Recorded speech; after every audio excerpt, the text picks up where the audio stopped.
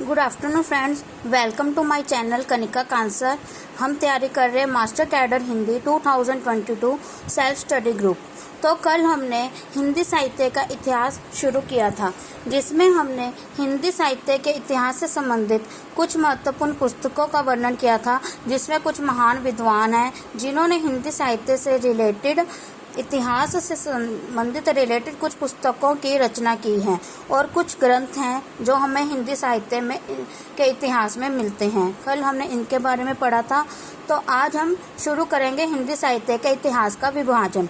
उससे पहले हिंदी साहित्य इतिहास संबंधी कुछ नोटेशंस होती हैं जो पूछी जाती हैं। ज़्यादातर ये दो प्रकार की कोटेशंस आती हैं, जिसमें सबसे पहली है साहित्य समाज का दर्पण है।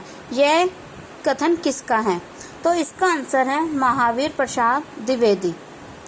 सेकंड कोटेशन है जनता की चित्तवृत्ति का संचित प्रतिबिंब ही साहित्य है। यह कथन किसका है? तो इसका आंसर है आचार्य रामचंद्र शुक्ल जी। तो ये दोनों मोस्ट इम्पोर्टेंट है, हमारे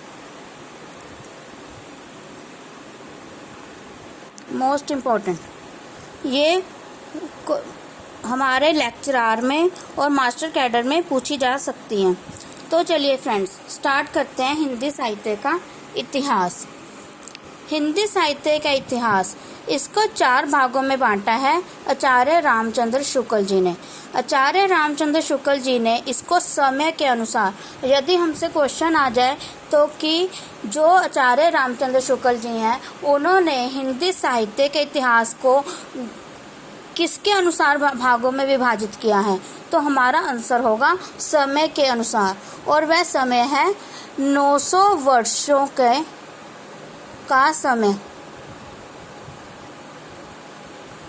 आचार्य रामचंद्र शुक्ल जी ने हिंदी साहित्य के इतिहास को 900 वर्षों के समय के अनुसार 4 भागों में विभाजित किया है। वह 4 भाग कौन कौन से हैं? आदिकाल, भक्तिकाल, रीतिकाल, आधुनिक काल। आदिकाल को मध्यकाल भी कहा जाता है, इसका दूसरा नाम है मध्यकाल। भक्तिकाल को पूर्व मध्यकाल भी कहा जाता है। रीतिकाल को उत्तर मध्यकाल भी कहा जाता है और आधुनिक काल को गद्य काल भी कहा जाता है। तो इसमें हम सबको पता है कि जो आचार्य रामचंद्र शुक्ल जी हैं उन्होंने जो 4 विभाजन किए हैं, 4 विभाग दिए हैं, वो है आदिकाल, भक्तिकाल, रीतिकाल और आधुनिक काल। इसलिए इनमें से क्वेश्चन कैसे बन के आता है कि पूर्व मध्य काल को और कौन सा काल कहा जाता है, या फिर गद्य काल को कौन सा काल कहा जाता है। तो नेक्स्ट है हमारी समय सीमा। इनकी कोई एक समय है, जैसे हमने देखा कि 900 वर्षों के समय को 4 भागों में विभाजित किया गया है, तो इनके जो समय हैं उसके बारे में भी पढ़ते हैं। हमारा जो आदिकाल है उसका समय सीमा है 1050 से 1375 संवत विक्रम, और भक्ति काल का जो समय है 1375 से 1700 ईस्वी संवत विक्रम। रीति काल का जो समय है 1700 से 1900 संवत विक्रम। आधुनिक काल का जो समय है 1900 से आज तक। ये तो है जी संवत विक्रम के अनुसार जो हमारे पास समय है। ज़्यादातर क्वेश्चन इसी तरह आता है, रीति काल का समय बताइए, 1700 से 1900 संवत विक्रम। यदि आपसे ये क्वेश्चन ईस्वी में पूछ लिया जाए तो इसमें से हमने 57 माइनस कर देने हैं। जस्ट लाइक हमारे पास 1375 है, 1375 भक्ति काल, 1375 से 1700 संवत है। अगर हमने इसका ईस्वी निकालना है तो हम कैसे निकालेंगे? इसमें से माइनस करके 15 में से 7 गए 8, 6 में से 5 गए 1, 3, 1, तो हमारा आ जाएगा 1318 ईस्वी। भक्ति काल का समय 1318 ईस्वी से लेके जो भी हमारा 57 माइनस करके आएगा, ये आएगा हमारा 1642 ईस्वी तक। तो इस तरह से हम इसको ईस्वी में भी निकाल सकते हैं। तो ये था हमारा छोटा सा क्वेश्चन, लेकिन इतने छोटे टॉपिक में से हमें बहुत से क्वेश्चंस आ सकते हैं। जस्ट लाइक हिंदी साहित्य के इतिहास को समय के अनुसार किसने बांटा, या समय के अनुसार इसका विभाजन किसने किया, तो हमारा आंसर आ जाएगा आचार्य रामचंद्र शुक्ल। तो आचार्य रामचंद्र शुक्ल ने हिंदी साहित्य के इतिहास को जो 4 वर्गों में बांटा है, वो किसके अनुसार बांटा है, वो समय के अनुसार बांटा है। या फिर इनमें से हमारे क्वेश्चन बनते हैं कि मध्यकाल को क्या कहते हैं, पूर्व मध्यकाल को क्या कहते हैं, उत्तर मध्यकाल को क्या कहते हैं, या फिर गद्यकाल को क्या कहते हैं। इसी तरह से हमारी समय सीमा भी पूछ सकते हैं। तो ये था हमारा टॉपिक, जिसमें से हमारे तकरीबन 3 to 6 क्वेश्चंस कवर होते हैं। नेक्स्ट है हमारे आदिकाल का नामकरण। इसमें से एक क्वेश्चन तो मस्ट ही है, मस्ट इम्पोर्टेंट, एक क्वेश्चन तो इसमें से आता ही आता है। तो चलिए देखते हैं कि कौन से विद्वानों ने हमारे आदिकाल को क्या नाम दिया है। तो सबसे पहले है आदिकाल, जिस नाम से हम इसको पुकारते हैं। आदिकाल का नाम दिया है हजारी प्रसाद द्विवेदी जी ने। नेक्स्ट है हमारा संधि एवं चारण काल। संधि एवं चारण काल दिया है डॉक्टर रामकुमार वर्मा ने।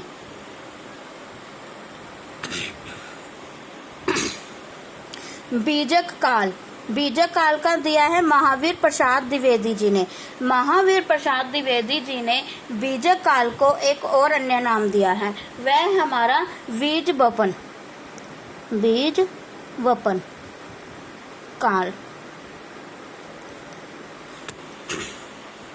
तो इसमें क्वेश्चन ऐसे भी बन सकता है, महावीर प्रसाद द्विवेदी द्वारा आदिकाल को क्या नाम दिया गया है। तो उसमें इन दोनों में से एक ऑप्शन होगी बीजक काल या बीजवपन काल। या फिर दूसरा क्वेश्चन बन सकता है बीजक काल का अन्य नाम, बीजक काल का दूसरा नाम क्या है। तो हमारा आंसर होगा बीजवपन काल। आगे है वीरगाथा काल। ये इम्पोर्टेंट है महावीर प्रसाद द्विवेदी जी वाला, क्योंकि हमारे ज्यादातर आदिकाल हजारी प्रसाद द्विवेदी को सबको पता होता है। नेक्स्ट है वीरगाथा काल, रामचंद्र शुक्ल। सिंध सामंत काल, राहुल सांकृत्यापन ने आदिकाल को क्या नाम दिया है, सिंध सामंत काल। ये क्वेश्चन भी आया हुआ है हमारे मास्टर कैडर में। आगे है वीरकाल, विश्व प्रसाद मिश्र। ये भी आप इम्पोर्टेंट में कर लो। वीरकाल क्यों कहा जाता है, क्योंकि इस जो आदिकाल था इसमें हमें वीर युद्ध या फिर जो हमारे समाज के प्रति, हमारे देश के प्रति लोगों की जो क्या कहते हैं अपने त्याग करने की भावना थी, जो लोगों में वीरता थी, उसकी वजह से इसको वीर काल या वीरगाथा काल कहा गया है, क्योंकि इसमें वीर प्रधान था। हम जब रस पढ़ेंगे उसमें अलग अलग रस आते हैं, तो उसमें एक रस आता है वीर रस। तो ये मतलब जो हमारे विद्वान हैं उनका मानना है कि आदिकाल में वीर रस की ज्यादा प्रधानता थी। आगे है चारण काल, ग्रीसन। यहाँ पे आप ध्यान दीजिएगा, हमारे पास पहले था संधि एवं चारण काल। अगर संधि एवं चारण काल आ जाए तो हमारा आंसर है रामकुमार वर्मा। अगर हमारा चारण काल आ जाए तो हमारा आंसर है ग्रीसन। आगे है प्रारंभिक काल। प्रारंभिक काल का नाम दिया है मिश्र बंधु ने। ये भी इम्पोर्टेंट है। वीर गाथा युग, श्याम सुंदर दास।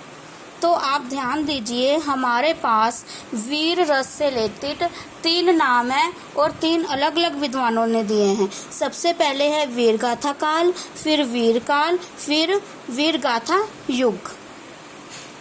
तो ये था हमारा आदिकाल का नामकरण। इसके बाद हमारे पास कुछ कथन है, जैसे हमने पहले किए थे वो हिंदी साहित्य से संबंधित थे, और ये जो कथन है ये आदिकाल से संबंधित हैं, जो कुछ विद्वानों ने दिए हैं। सबसे पहले 10वीं से 14वीं शताब्दी का समय, जिसे हिंदी का आदिकाल कहा कहते हैं, भाषा की दृष्टि से अपभ्रंश का ही बढ़ाव है। यह कथन है हजारी प्रसाद द्विवेदी। तो ये तो एक हमारा कथन हो गया कि ये कथन किसने कहा। इसके साथ साथ इसमें हमारे 2 क्वेश्चंस भी कवर होते हैं। यदि हमसे पूछ लिया जाए कि आदिकाल का समय, एक तो हमने पहले किया था, जो किया था हमने 1050 से 1375 संवत विक्रम, लेकिन अगर इसको दूसरे तरीके से पूछ लिया जाए, 10वीं से 14वीं शताब्दी का समय भी आदिकाल का समय है। दूसरा क्वेश्चन बनता है कि आदिकाल के समय में कौन सी भाषा को ज़्यादा महत्व दिया गया था या कौन सी भाषा का प्रयोग होता था, तो हमारा आंसर आ जाएगा अपभ्रंश भाषा। तो यहाँ पे जो स्वयंभू हैं, हमारे एक लेखक आएंगे, कवियों के बारे में, लेखक के बारे में हम कल पढ़ेंगे। जो इनमें एक स्वयंभू हैं वो अपभ्रंश भाषा के दाता माने जाते हैं, या फिर अपभ्रंश भाषा को किसने बढ़ावा दिया, वो स्वयंभू हैं। अगला कथन है आदिकाल का समस्त हिंदी साहित्य आक्रमण और युद्ध प्रभावों की मनस्थितियों का प्रतिफल है। ये कथन है डॉक्टर नगेंद्र। तो देखिए, हमने पीछे जो नामकरण किए थे, मैंने आपको बताया था कि आदिकाल में वीर रस की प्रधानता है। वीर गाथा काल, वीर युग काल, वीर काल, तो ये इन्हीं चीज़ों की वजह से दिया गया है, क्योंकि आदिकाल के समय में आक्रमण और युद्ध का प्रभाव ज़्यादा था। लोग युद्ध में ज़्यादा विश्वास करते थे, जो अपने आप को उसमें सहयोग देने में ज़्यादा विश्वास रखते थे, इसीलिए इसको वीर गाथा काल या वीर युग भी कहा जाता है। आगे कथन है आदिकाल को हिंदी साहित्य की बाल्यावस्था का काल किस विद्वान ने कहा है। तो हिंदी साहित्य की बाल्यावस्था का काल कहा गया है रामशंकर शुक्ल रसाल के द्वारा।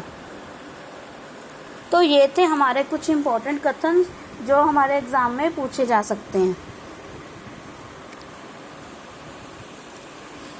इसके बाद एक और बात फ्रेंड्स, अगर आपको लगता है कि मैं ज़्यादा फास्ट बोल रही हूँ, आपको मेरा कम समझ में आता है, तो प्लीज़ मुझे बताइए, क्योंकि मैं एज ए टीचिंग करते करते मेरी ये स्पीड बन चुकी है। और अगर आपको लगता है कि मुझे स्लो पढ़ाना चाहिए, तो मैं उस हिसाब से स्लो भी पढ़ाना शुरू कर दूँगी। तो जैसे हमने पहले देखा था कि हिंदी साहित्य के इतिहास को रामचंद्र शुक्ल जी ने 4 भागों में विभाजित किया है, उसी तरह से जो हमारा आदिकाल है उसको भी 3 भागों में विभाजित किया गया है।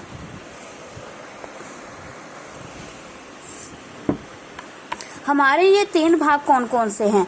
रासो साहित्य, धार्मिक साहित्य और लौकिक साहित्य। तो ये 3 साहित्य हैं जिनके बारे में हम पढ़ते हैं अपने आदिकाल में। रासो साहित्य में हम किसके बारे में पढ़ते हैं? रासो। आपने बहुत सारे ग्रंथों के नाम सुने होंगे, जैसे पृथ्वीराज रासो, कुमार रासो, परमाल रासो, विजय रासो, जो अलग अलग विद्वानों ने, अलग अलग कवियों ने लिखे हैं। तो या इसमें हमारे वो सारे ग्रंथ आ जाते हैं जो रासो से रिलेटेड हैं। रासो साहित्य ये ज़्यादातर राजस्थानी ग्रंथ हैं, और इसमें हम ज़्यादातर पढ़ते हैं पृथ्वीराज रासो, खुमान रासो, विसलदेव रासो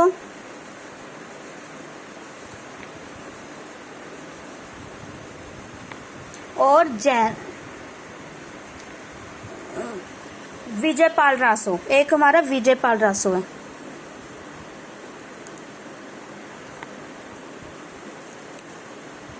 परमाल रासो भी है।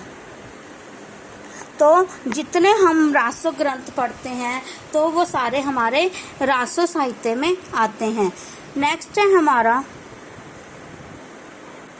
धार्मिक साहित्य। धार्मिक साहित्य में हम धर्म से संबंधित जो हमारे ग्रंथ हुए हैं उनके बारे में पढ़ते हैं। जब हम इसमें पढ़ते हैं तो हम इसमें मेन पढ़ते हैं सिद्ध, नाथ और जैन। तो हम ये 3 धर्मों के बारे में पढ़ते हैं। इनके बारे में हम आगे पढ़ेंगे। इसके बारे में ज़्यादा क्वेश्चंस नहीं आते हैं, जो मेन क्वेश्चंस आते हैं हम उतना ही करेंगे। धार्मिक साहित्य में सिद्ध, नाथ और जैन के बारे में पढ़ते हैं। जैसे सिद्ध साहित्य पढ़ते हैं, नाथ साहित्य पढ़ते हैं और जैन साहित्य पढ़ते हैं। आगे है हमारा लौकिक साहित्य। लौकिक साहित्य को लिखा है विद्यापति और अमीर खुसरो।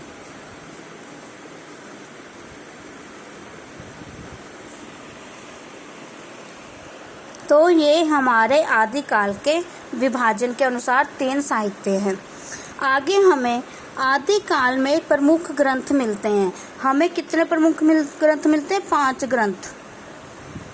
आदिकाल के प्रमुख ग्रंथ 5 हैं। इनमें है सिद्ध साहित्य, रासो साहित्य, जैन साहित्य, नाथ साहित्य, लौकिक साहित्य। ये देखिए हमारे जो 5 ग्रंथ हैं इनको हमने इसी में विभाजित किया हुआ है। हमारे जो 3 भाग हैं, हमारे जो रासो साहित्य है ये हमारा रासो साहित्य में आ जाता है। इसके बाद हमारा सिद्ध साहित्य, जैन साहित्य, नाथ साहित्य हमारा धार्मिक साहित्य में आता है। और इसके बाद जो लौकिक साहित्य है, लौकिक साहित्य में हमारे कुछ विद्वान हैं या कवि हैं, उनकी रचनाएं आती हैं। तो हमारे जो इनमें से क्वेश्चंस बनते हैं, सिद्ध साहित्य। सिद्ध साहित्य में हमें सिद्ध साहित्यों की संख्या कितनी मिलती है? 84। ये क्वेश्चन बहुत आता है, इम्पोर्टेंट, वेरी इम्पोर्टेंट। ये जो 84 संख्या दी है ये किसके अनुसार है? राहुल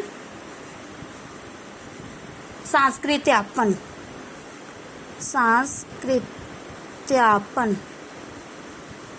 के द्वारा सिद्ध साहित्य की जो संख्या है वो 84 बताई गई है। और इसमें हम बौद्ध ग्रंथ के बारे में पढ़ते हैं, बौद्ध धर्म के बारे में पढ़ते हैं। दूसरा है हमारा रासो साहित्य। रासो साहित्य की संख्या 68 है। छंदों की संख्या 68 छंदों की संख्या मिलती है। इसमें राजस्थानी ग्रंथ मिलते हैं। इसमें हमारे अलग अलग रासों के ग्रंथ मिलते हैं जो हमने ऊपर पढ़े थे। पृथ्वीराज रासो, खुमान रासो, परमाल रासो, विसलदेव रासो, विजयपाल रासो। तो ये सारे जो ग्रंथ हैं ये हमारे रासो साहित्य के अंतर्गत आते हैं और इनमें 68 छंदों की संख्या बताई गई है। आगे है हमारा जैन साहित्य। जैन साहित्य में हम जैन धर्म के संबंधित पढ़ते हैं। हम आगे चौथा है हमारा नाथ साहित्य। नाथ साहित्य में हम गोरखनाथ के ग्रंथ पढ़ते हैं।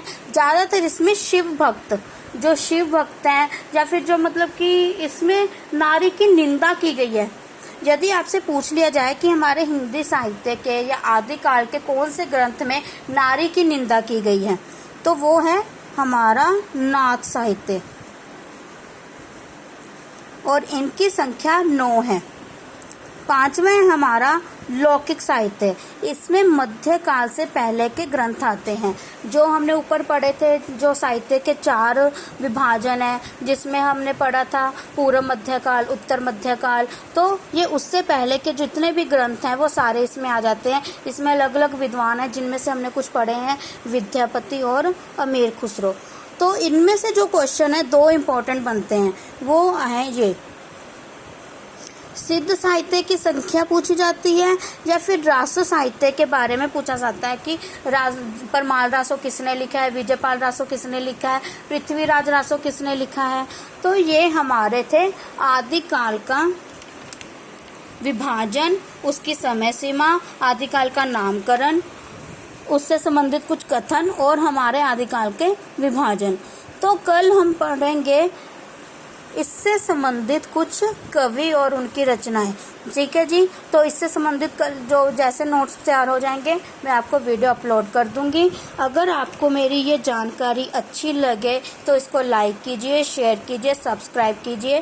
Thank you so much. कल को मिलते हैं। Thank you.